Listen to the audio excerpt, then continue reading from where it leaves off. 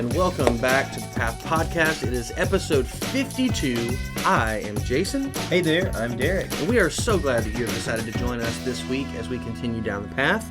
We're going to look today at Judges 19, which on the surface, you look at it and you read that chapter and go, wait, what? And it's one of those chapters that you're like, this can't be in the Bible. This is crazy. And so it is in the Bible, though. There's a lot to talk about there. But Derrick had some great points yesterday as he preached through this sermon of just drawing our attention back to our need for God. And so, again, thank you for joining us today. And so, Derrick, help us understand what is it that we are to hold on to. Maybe if you want to take just a minute to sort of recap, because it's a crazy story, sure, or the beginning of a crazy story, yeah. And then what are some handles that we can hold on to? Yeah, so as you helped us kind of transition a couple weeks ago, from kind of 30,000 foot view to just on the ground level in the different households of various people. This chapter opens up with a new story of the household of a Levite. Now, we don't know his name. We don't know his secondary wife's name. We don't know her father-in-law's name. We don't know anybody's name in chapter 19. We do learn of one name in this whole story, which spans the final 3 chapters, and that's Phineas, and he's a descendant of Aaron. And I think the narrator of Samuel, or which I think is probably Samuel, but the narrator of Judges gives us the name Phineas and his lineage to help us to see how far gone the entire nation of Israel is. Even to the high priestly line of Aaron is corrupted and fully Canaanized. So they've become just like the Canaanites. So this bizarre story begins with people that are unnamed, and one commentator mentioned that, or they supposed that the narrator of Judges didn't mention any of their names because he wanted you to realize this could have been any Levite. This could have been any woman. This could have been any father-in-law. This could have been any person in Israel. This was the story of every Levite, of every woman, of every household. Right. Which I think it makes a great point to help us to see that the God's people had become nothing like God's people at all. There was no hint of godliness there, of following, Yahweh. We don't even see worship of Yahweh at all. His name is rarely mentioned. Well, I mean, you and I talked about yesterday, kind of as we were debriefing after the sermon, about the fact that it's sad that in this chapter, in these last 5 chapters of Judges, how the people of God are acting in a way that we had said that even the pagan Canaanites would look at them and go, "Goodness, man, what is wrong with these people?" Absolutely, because in chapter 18, the Danites overthrow Laish. And what we see is that Laish was, they kind of lived their life. They're quiet. Peaceful people. They were Canaanites, but they were peaceful people. And so, the narrator is using irony to draw out that the people of God had gotten even worse than the people of Canaan. That they had become far worse than these pagan worshipers. Exactly. And you see that with no question in this chapter. Right. That's why it's so grotesque. We didn't even read it, number one, because of the way our services are. We have more children in our services right now, just because folks concerned about COVID, and so you can't even read this out just because it's so grotesque. Yeah, it's revolting, really. Yeah, and I'm not trying to say, I mean, the Word of God is sufficient, and I mean, all that. No doubt. But, we summarized it and said, hey, read this at home. Because what the paths that these people take, these deviant paths, are atrocious. Yeah. Atrocious. Yeah. So what you have is this Levite who's supposed to be a priest of the, he's of the Levite people. They were the temple guardians. The tabernacle. They were in charge of worship. For the nation of Israel. Well, this guy is not where he's supposed to be either. Just like the previous Levite we talked about with Micah, the one named Jonathan. Yeah, and that's a recurring theme in these last 5 chapters, that nobody is where they're supposed to be. Yeah. No. Nobody's doing what they're supposed to do. Nobody's where they're supposed to be. And the narrator of Judges is helping us to see that. Yeah. To draw out these truths. Yeah. For us. So the Levite's not where he's supposed to be. He's doing something he's not supposed to be doing. A Levite's not meant to have a concubine. Right. I mean, no one's supposed to have one, but particularly a Levite. Especially a Levite, yeah. And here he is in an illegitimate relationship with a woman. The word concubine is thrown around, but it's basically a secondary wife. She decides to forge her own path and is in an illegitimate relationship with somebody else. It's not her husband by this man. This Levite wants her back so badly he goes out to search for her. Yeah. And this is the whole reason he's doing any of the things he's doing, is to go and find her. Yeah. He goes to her father-in-law's house, or to her father's house, his father-in-law's house. And then there's this kind of strange, all right, I've enjoyed the company. The father-in-law's like, stay longer. Yeah. And he stays days and days and days. And finally the Levite's just like, no, I have to leave. Yeah, I'm out of here. Yeah. And I don't think there's any particular principle there necessarily to draw out, except for because of the way he leaves late in the evening. Yeah. And he scoots on, and he comes to a couple towns, but these towns are Canaanite towns. They're foreign towns. They're towns, but the thing is, in the commentator I was reading after, Daniel Block said that it's fascinating because they had lived amongst these people for decades and for centuries, for a long time. They've been living among these people. And so it was strange that he's like, no, we're not going to that foreign place or whatever. Right. So he passes 2 of them up and then comes to a Benjaminite town, Gibeah, where the people of Israel live. The people of God live there. Right.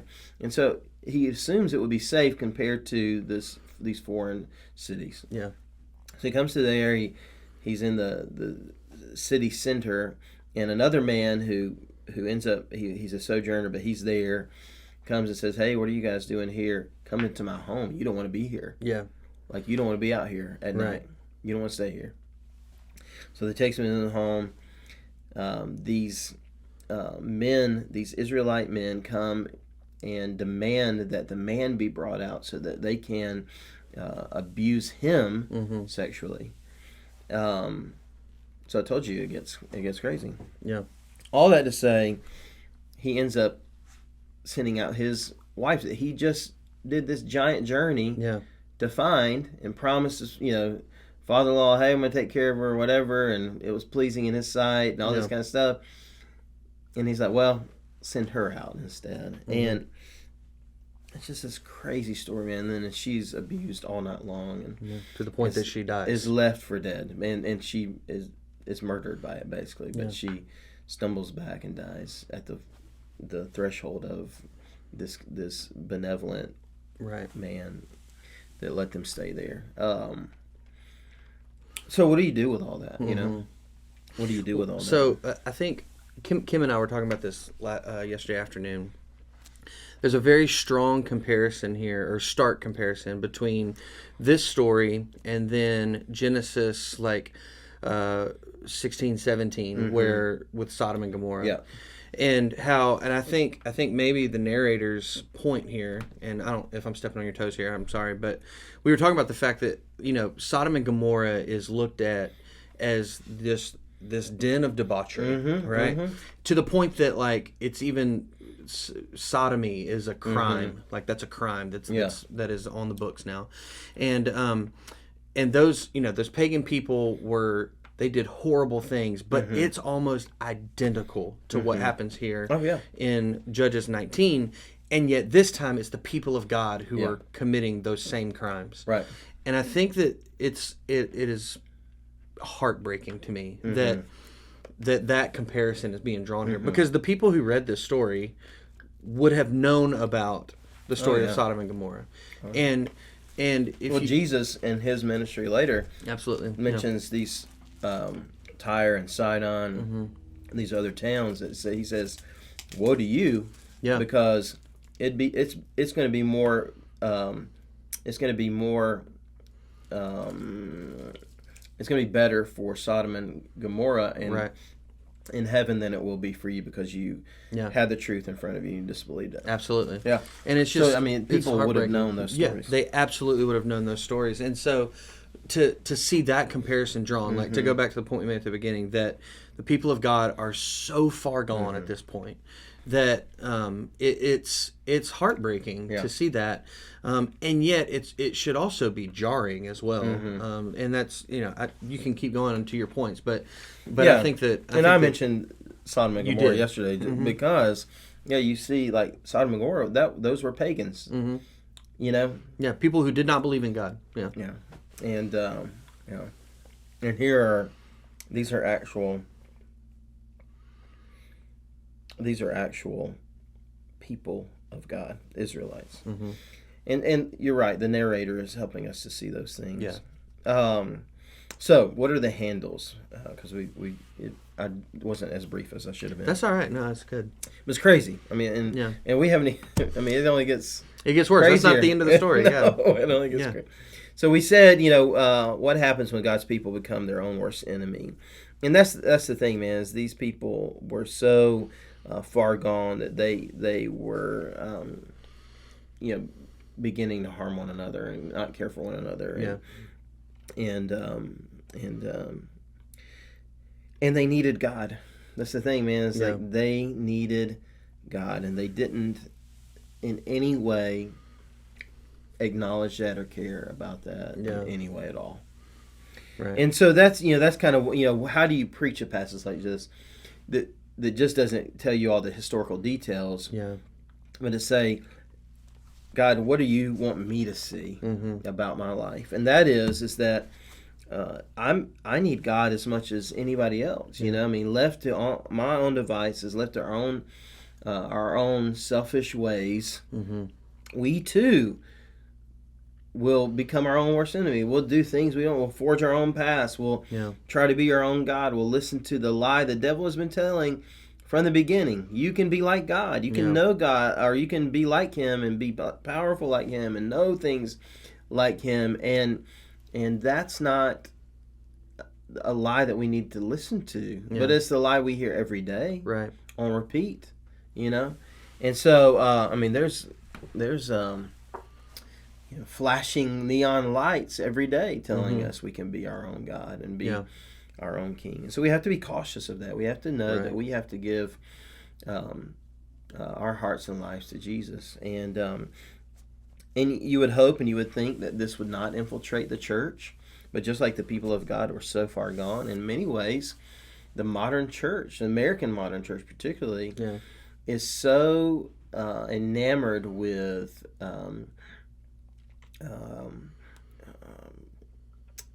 advancement, or we are so materialistic in a lot of ways. We are affluent, and so we are able and capable of taking most things into our own hands and coming up with solutions. We can even grow churches without God's stamp of approval, because there's formulas, and you do this and you do that and all this. The people will come. And we have to be cautious of that, because we need God. This is about God. This is not about man and Right. somebody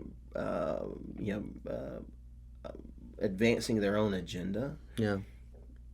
So we have to be cautious of that. Dan Block's quote that I read yesterday, saying that no book in the Old Testament offers the modern church as telling a mirror as this book. Mm-hmm. What he's saying is that the book of Judges is a commentary on the church today. Mm-hmm. He wrote that in 1999. Yeah. And he's talking about the global church, particularly the American church, not our church or Right. every church, but we have to guard against that, man. We create this, if we're not careful, we create this celebrity type culture that raises and lifts up men and women above, what God wants. God is the point of this. Jesus is the point of the church. Not Derrick, not Jason, not anyone else. Not anyone. Not some churches are run by chairmen of deacons, or chairman of deacons. That's not how it's meant to be. Some churches are run by pastors, and some churches, big and small. People would like to say this is a mega church problem. It's not. It's a I'm not depending on Jesus problem. Right. And so, we need to hear this. So we need to remind ourselves that this is about Jesus. Yeah. This is about God, and we need Him. We need Him to direct our paths, and then we'll see. We kind of got a glimpse of we need Him to fight our battles, not try to do it on our own. Yeah, absolutely. I think that it's this is a tough thing to hear. Yeah. I have no doubt that it's a tough sermon to preach. Oh yeah, it was not fun. But I think that it's good for us to be reminded of our natural tendencies, because I think that most of us want to think, and to your point, like we have flashing signs in our face every day that say, "No, you're a good person. No, you're gonna be fine. You're a good person." And the Bible over and over and over again says, "No, you're not. You're not a good person." And it does that in a way to show us, not to beat us down, but to show us our incredible need for God. We have to have God's help. We cannot make it through this life on our own. I mean, Paul's very clear in Romans and several places, but Romans especially says that there's none righteous, not one, not one who's righteous. And our natural tendency as human beings is not toward God. Our natural tendencies is toward ourselves. Yeah. And so I think that it's good to be reminded of that, so that we do stay diligent to say, okay, my natural tendency is to want to go this direction, but I need to go this direction toward God. I need to be moving toward Him. Like one of the things you said yesterday is that you said we are finite, limited beings who think we can be our own king. And that is, I think, the human condition, that we think we can be in charge of ourselves, but we have such a limited view of what's actually going on around us. So we have to trust in God, who is infinite, who has an unlimited view, and He can see the beginning from the end all at once, and yet we think we have a better perspective than Him. I loved I had a professor in seminary who gave this illustration of, now I went to seminary in New Orleans, so we talked about the Mardi Gras parade. And we are the person who's standing down on the street watching the parade go by. And we see one float at a time, or maybe you can see 2 or 3 floats at a time.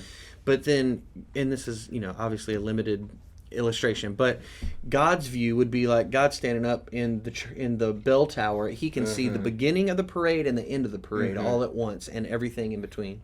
And so for us to be standing down on the street level and saying, "Oh yeah, I see everything that's going on," it's so, number one, it's so arrogant. Number two, it's really dumb to think that you have the whole perspective down on the street level when God is up above it all and can see it all. And so I think for me, yesterday was a great reminder to press into God all the more.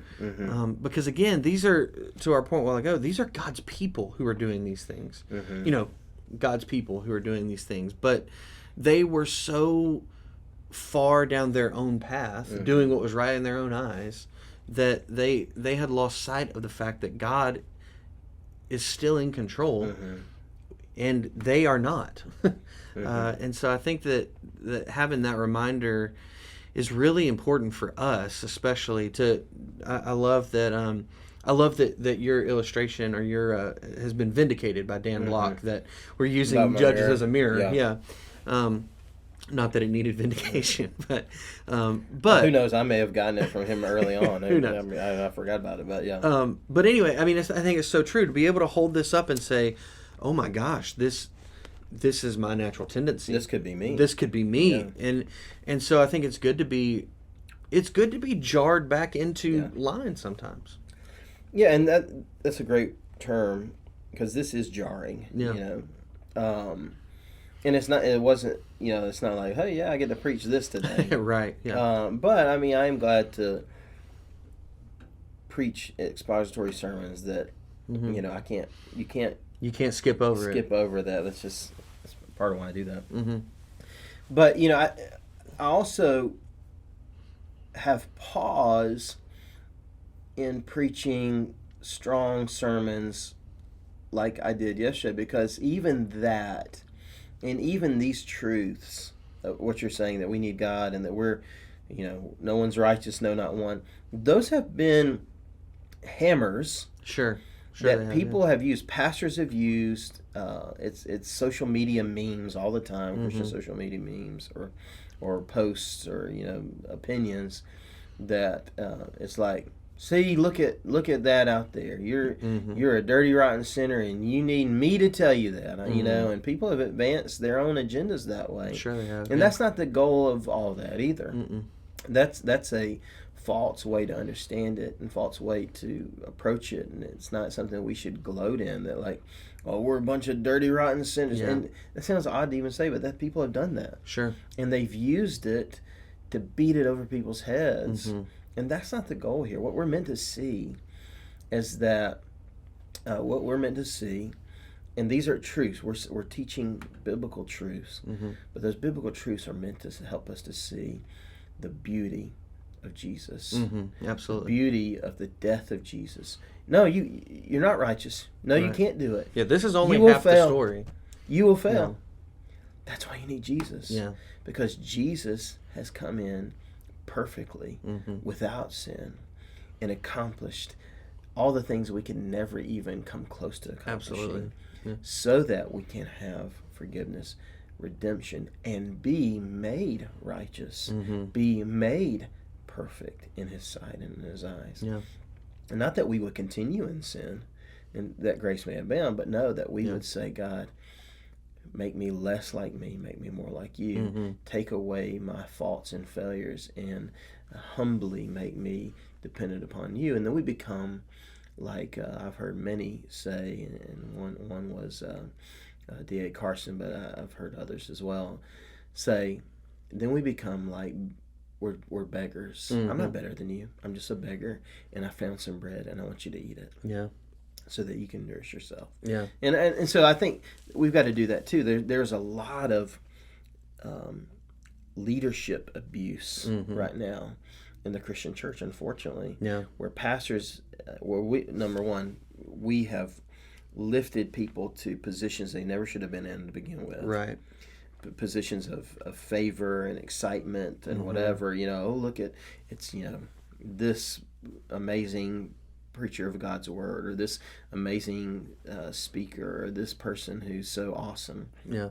And we've done that, and then guess what? They're humans, and they've fallen and have made mistakes. Yeah. But they've used oftentimes that power and prestige, not all of them, some, Sure. to inflict leadership abuse using some of these same truths. And so we have to be cautious. Yeah, no doubt. And we have to say, this is not about me. I cannot have an agenda here. If left to myself, Derrick, if left to myself, the Bible shows me that I would fall and fail. I'd be a Samson, not a Deborah. I'd be a Gideon, you know, cowering, and God would have to use me in spite of me. You know, that's who I am. Right. Left to me. But I come dependent upon the Holy Spirit who's within me. Absolutely. Jesus has saved me.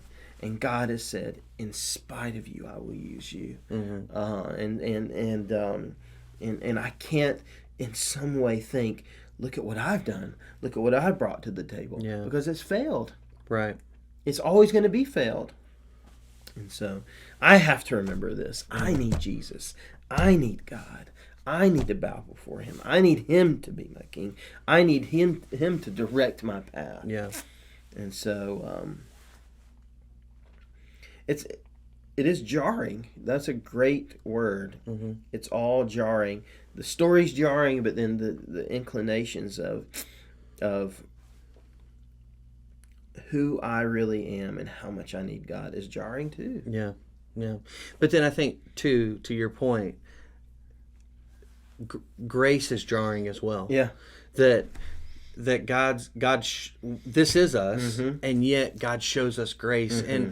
and it's one of those where you look at this story and go, what? But then you look at the gospel and go, what? Yeah. What? I get that. Yeah.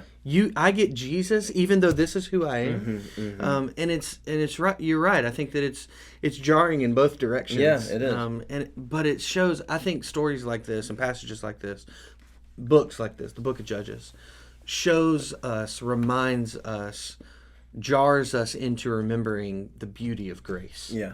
That even though we are like this, God still loves us, and he still wants to work in us. He still wants to help us see him more. And I think that's beautiful. It's beautiful. Yeah, it really is. And I think it's the point of all this, you know, is that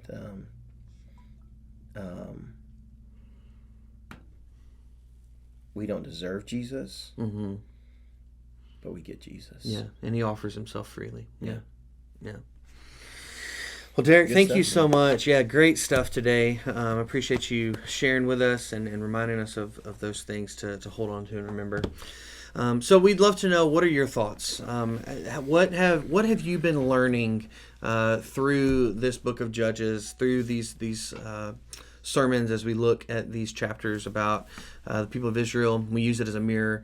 We'd love to hear from you. You can email us at thepath@lafayettefirst.life, or you can comment on this YouTube video or on the podcast wherever you consume podcasts. But thank you for joining us today.